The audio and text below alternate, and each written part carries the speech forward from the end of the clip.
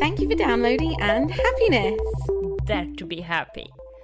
We are two curious friends that want to explore what makes us happy. In each episode, we will take a topic in alphabetical order and discuss how it relates to and impacts happiness. We'll live the experience of each concept through a dare that we set each other and then talk about how it affected our happiness. As well as diving into psychological theories and evidence which supports or contradicts our personal experiences. In other words, in this show, psychology meets play. I'm Kitty Newman, Director of Trapeze Media, a digital marketing agency that leads with social. My company philosophy is based on the importance of play in all our lives and how important it is to be happy at work. I have been obsessed with the circus for a few years, hence the name Trapeze Media, and making time for things like handstands and aerial in amongst the day-to-day challenges that come with running a successful business makes me happy. My name is Klaudia Mitura. I'm a work psychologist and learning and development specialist with a purpose to boost happiness in the workplace. I love experimenting and applying scientific research on happiness to my daily ups and downs, or just to prove my other half wrong. I also like to look for happiness in unusual places, so I won't shy away from diving with sharks or starring in a pantomime. Sometimes this gets me in trouble. Okay, Kitty, my goodness, this is our 9th episode and happiness, and we are talking about innovation. Yahoo! This feels so exciting. We're receiving so many amazing messages from people about the podcast. It's just so great now to be recording it, knowing that there are so many people listening. It is amazing to hear how people are doing the dares and actually feeding back to us on how it's going for them. Is so amazing. I know, it's so great to see that other people are struggling with some of the dares as we struggled. It's not just us. Exactly. And today we're speaking about innovation. Tricky subject, actually. Tricky topic, I must say. I had high hopes for this week of innovation, and I think I've got quite a lot of thoughts on it. Our dare was to innovate around things that we do daily and try to do them in a new, different or improved way. And wow, this is difficult. Innovation is difficult. Sounds easy, doesn't it, Klaudia? Innovate your daily life. Go on. Exactly, like just wake up and innovate. Quite interesting. So according to Nesta, which is an innovation foundation in the UK, innovation is not only about creating something new and better, but it's also about turning bold ideas into reality and changing lives for better. That is a big, grand goal, according to them, behind the innovation. And they're stressing the key difference between creativity and innovation, which is execution. So innovation requires that development, production, implementation of idea. And with that definition in mind, I feel like I definitely failed at the dare.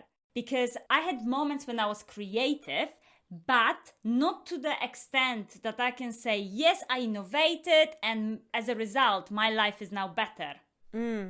What was your story? I found it really hard to force innovation into my life. I think that was the difference.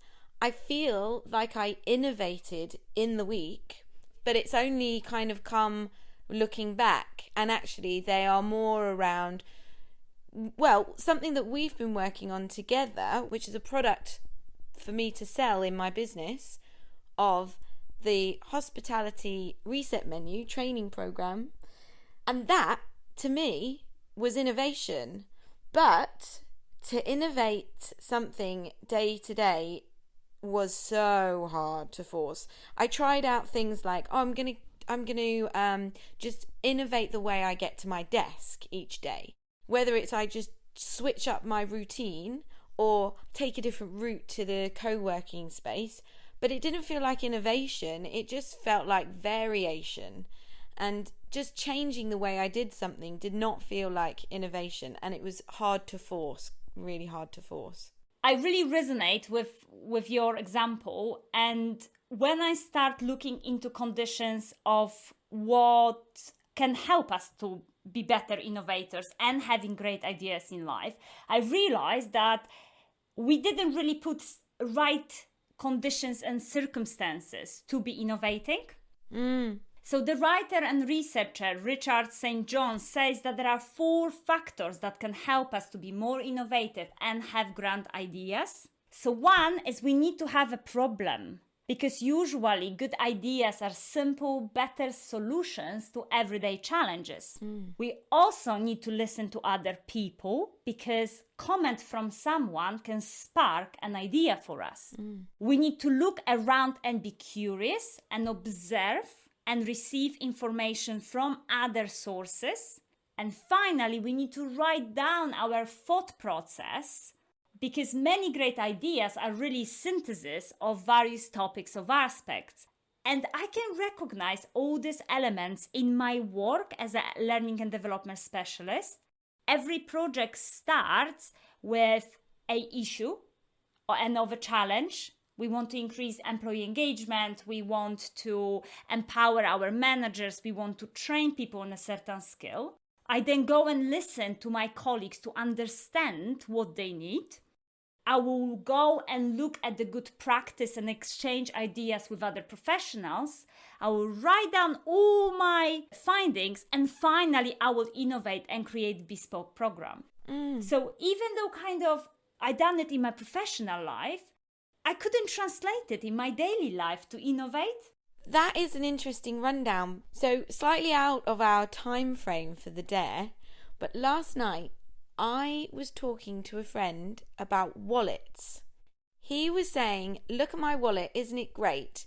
And it was completely flat, so it slid right into his jeans pocket. Now, I also really love my wallet. And so we were both comparing wallets, the design, the elements that were good from each, and came up with like a new idea for the perfect wallet. Now, if I'd follow through and make that new wallet that we came up with, that would be innovation. But it was so much more considered than the day-to-day the forcing of it.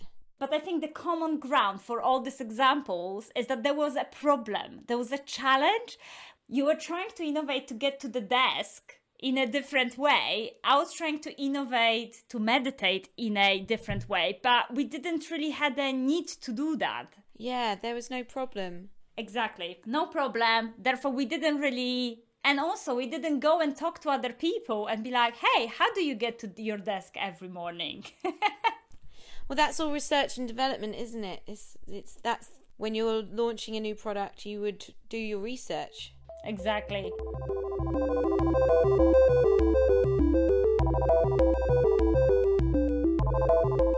Quite interesting, another aspect to think about is innovative ideas also tend to come to us when we do something very simple.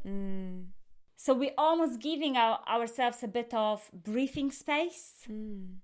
Have you ever had a grand idea when doing something very simple, very repetitive? Yeah, I think I get ideas when I'm running and also in the shower. Is that what you mean, doing a simple task? Yeah, absolutely, yeah. So, even that, I was just reflecting because lots of people ask me, how can we come up with an idea for this podcast, for instance? So first of all, the idea came to me when I was decluttering. I was organizing clothes, I think, and I was listening to another podcast, and the kind of idea synthesis happened in my brain, and I had idea for a podcast. And then through our conversations, that idea got a structure and got evolved and got shaped. But yeah, it was just decluttering when it came to me, and happiness was born. So here we are. Yeah. I'm trying to think of when the ideas come to me.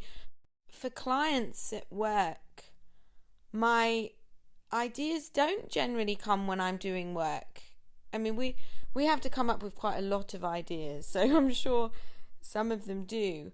But it's so important. Yeah, it's making me see the importance of taking those breaks and going for those, making sure that you do take a break. Because ideas do come to me when I'm not thinking about them. I think what we're saying is it can get easier to innovate if there are certain conditions, and definitely having a certain problem, a challenge that our brain can think about will lead us to have an idea. And most likely that idea will happen if we are engaging in a very simple activity.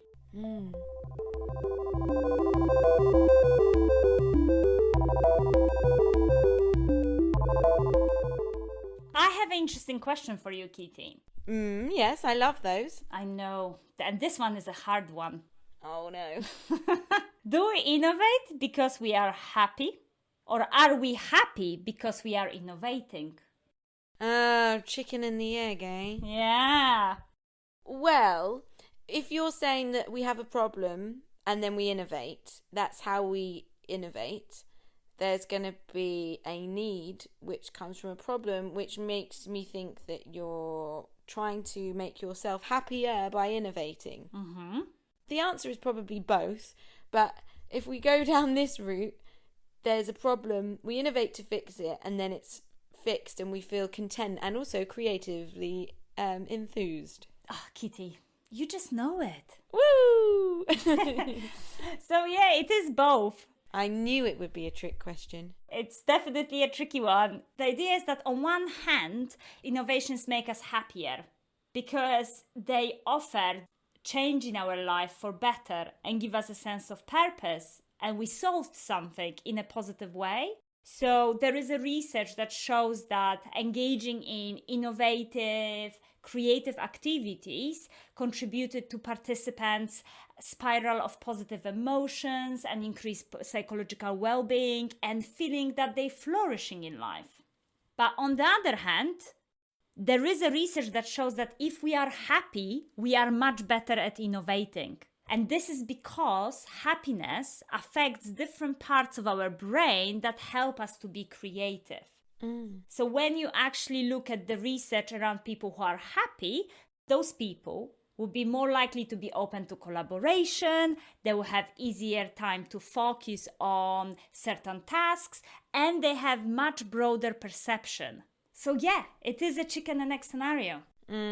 So I keep mixing up innovation and invention, I think. Like, you can invent something. Is that innovative? It isn't necessarily. It's maybe the same. It's maybe can be the same. I wonder if people who are really quite like consistently innovating things, what the follow through is like, how happy you can be with the thing that you've just done, and whether you move on to the next quite quickly, and if you're always on a constant kind of innovation, or if it's something they work on once it's launched. I don't know. I don't think I know any serial innovators. Except I'm glad you brought up our podcast, because that was a process to that, an innovation.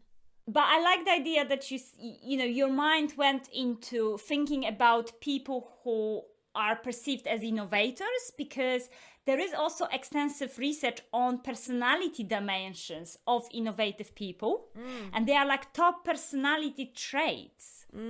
These are openness to new experiences, being less conventional and less conscientious, being more self-confident, driven and ambitious. But the one that I was very surprised was being impulsive and sometimes hostile. Wow, that's interesting. I mean, those first few that you were saying seem so on point to me, because to be an innovator, you have to think differently to the norm, or you wouldn't see the thing that's missing that no one else can see. My grandma, she was a great innovator. She'd always like invent funny little things out of leftover rubbish in the house that everyone else would normally throw away. She'd attach a cocktail stick with a rubber band to the top of the pepper dispenser so that you could easily poke holes in the pepper so that it wouldn't get blocked up. Innovation. Exactly. But nobody else saw the little cocktail stick, the rubber band and the pepper, and thought, oh, I'll put all of that together.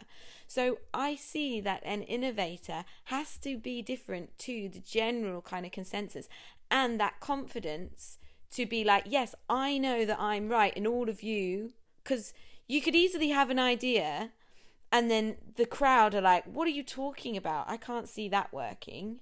Yeah.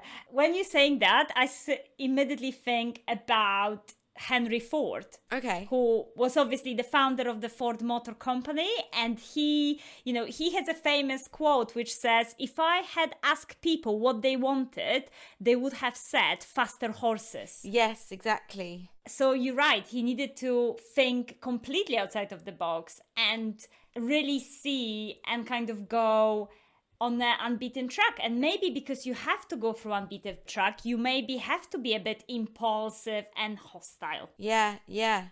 I mean, hostile is such a strong word. But I guess portrayals of innovators, if we take Steve Jobs, he is portrayed as hostile. And stories about him and his that sort of attitude does sound quite hostile. I'm not sure I know any innovators that I would call hostile.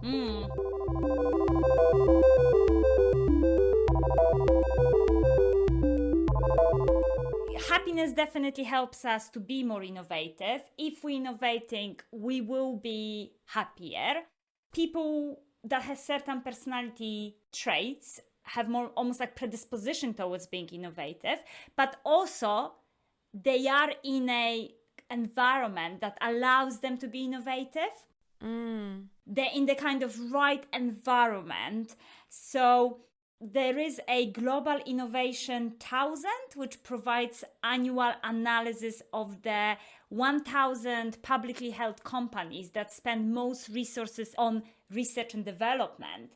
And in 2018, they had an entire report about specifically 6 characteristics of amazing, innovative companies. They really come to the conclusions that in order to innovate, you have to create environment in which innovation thrives. So for businesses, it was things like aligning innovation with your business objectives, having committed leaders, engaging customers in innovation, etc. But those companies created environment for innovative people to actually push forward innovation.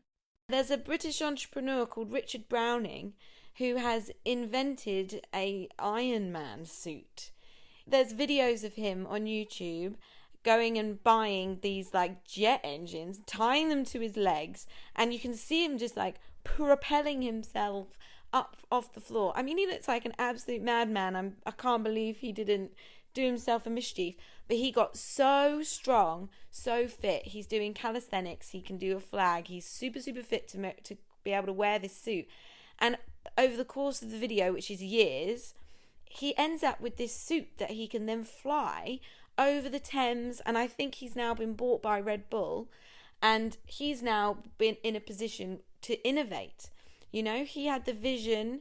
I don't think that it was a problem that he was solving, that we can't fly, although he has solved a problem, hasn't he? If this went mass market and we can all fly around and not have to use cars, and, you know, actually it is solving a problem we're at now. But he had to have all of those traits that you've described to really go for that, you know, the kind of like blinkered vision. And that 1 million people told him, you cannot build an Iron Man suit. But look at him, he did it. Amazing.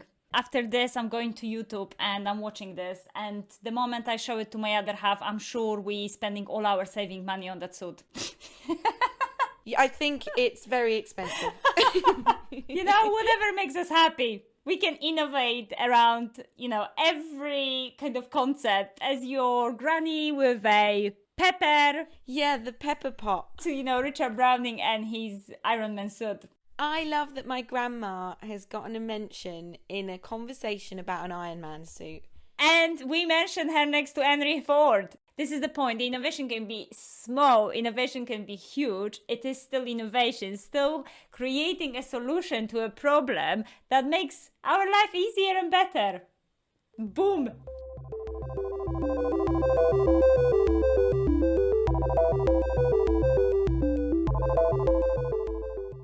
Okay, so we know that innovation can help us to be happier. And in order to innovate, we do need to create the right environment. So what do you think we could do daily to be more innovative? Again, it's space to think. doing those tasks that let your mind wander and fix the problems. I think considering the challenges we face currently more than I do at the moment would help me to be more innovative. Fixing problems, thinking about it like that, and what I can do to alleviate challenges that there are.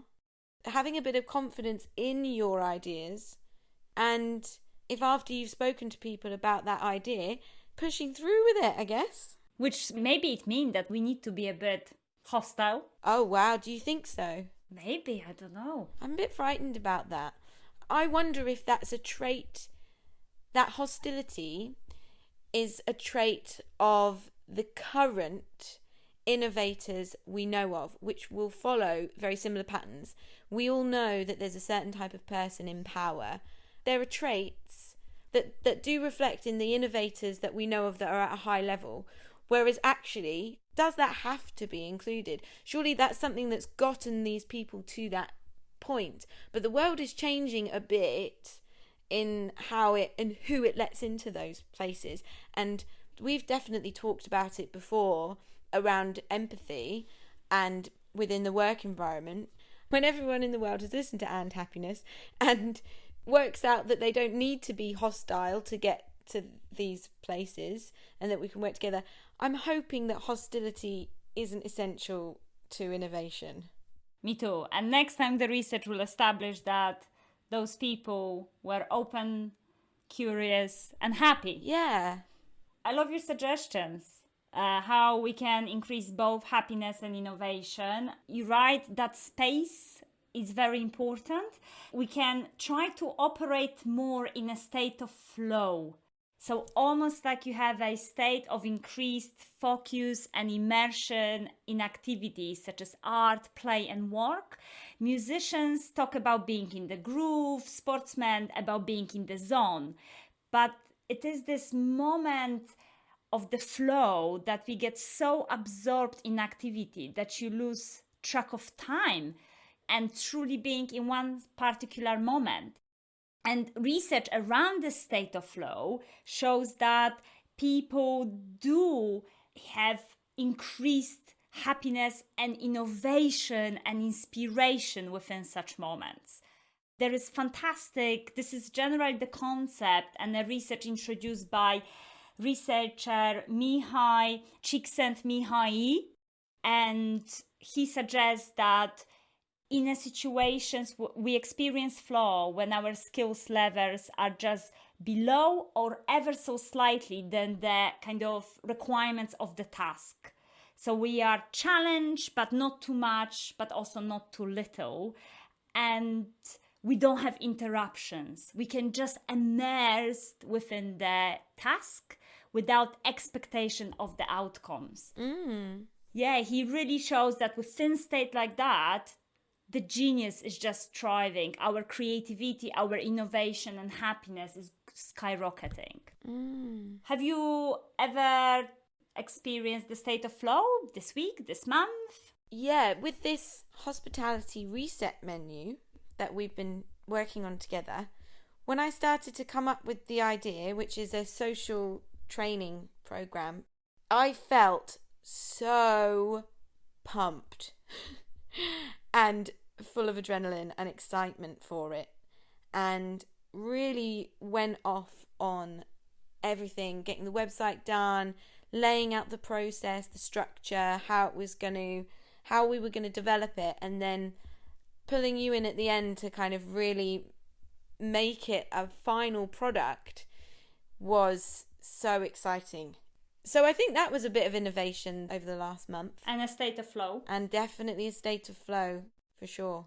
But also something more practical that I think could be quite useful is a suggestion from Julia Cameron and her book, The Artist Way. So the book sets out a 12-week program of recovering our creativity and innovation from various blocks. And she suggests two great tools. One is morning pages. So every morning you sit down and you write down 3 pages on any topic you want. And you are not allowed to read them or reread them. And the idea is that it really allows you to create a free space in your mind to then be creative. And I must say, I've been doing that technique for many weeks now, and it's a great technique that allows me to park my thoughts and then move on with my work and use that creativity for researching information for the podcast or writing a training, etc. Second tool is, again, suggested by Julia Cameron, is this idea that we need to have an input from other sources to get inspiration. So we need to engage in ideas and innovations of other people.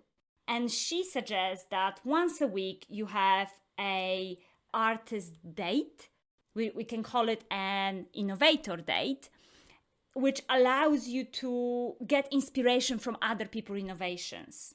So you mean to like connect with other people and talk about the ideas that everyone's having? Yes, or browsing what people are working on, or going to the exhibition and looking at, I don't know, newest designs. Yeah. So just trying to find inspiration can help you to generate better ideas. I do like that in theory. I think it just depends. I think that flow, you can't be forced. I think if you're on the track already and you're in the flow and you've got an idea about where you're going, then I think those additional inspirations are great.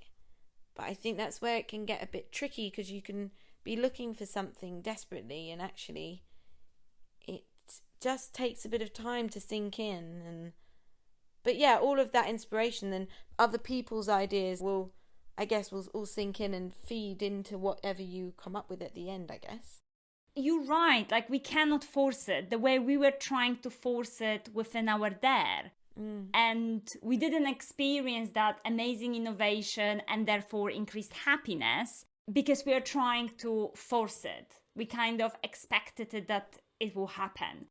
But as we discovered, really, innovation, there are certain factors that can help us to be innovative and have grand ideas. It's about having a problem, listening to other people, observing the world around us, writing those ideas down. It's really the biggest learning for me personally is the innovation won't just happen. We need to create a right environment in which innovation thrives. Whether it's a state of flow, whether it's taking yourself on an innovation date or writing a morning pages, but we need to create a space for innovation.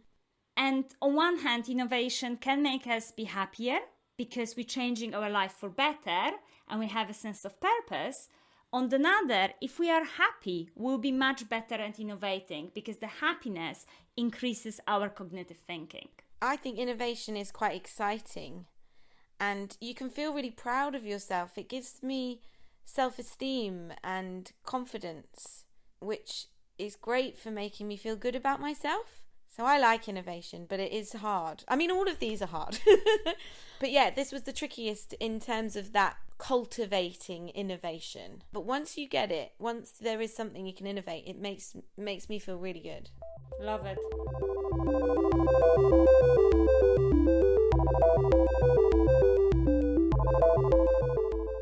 Klaudia, I am really looking forward to the next episode, which is Jay, because we are going to be making people laugh with jokes.